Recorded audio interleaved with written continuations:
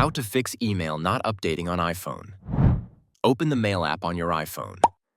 Swipe down from the top of the screen to refresh and check for new emails. If you still don't see your messages, go back to your inbox and check the junk folder to make sure the email didn't land there by mistake. If that doesn't help, open the Settings app and scroll down to Apps. Find the Mail app and tap it. Tap Mail Accounts at the top. Select your email account and toggle Mail off. Wait a few seconds, then toggle it back on and check if new emails appear in the Mail app. If the issue continues, open a web browser and check if your email service is having outages. Search "Is Gmail down" or "Is Yahoo down," depending on your provider. If you see a spike in reported outages, the problem may be on their end. If everything looks fine, go back to Settings, open your email account settings, and tap Delete Account. Confirm by tapping Delete from My iPhone.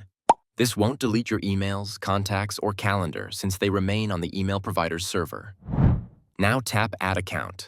Select your email provider such as Google or Yahoo, and sign in again using your password. Once the account is added, make sure Mail is turned on and tap Save. Open the Mail app again, and your emails should now sync properly.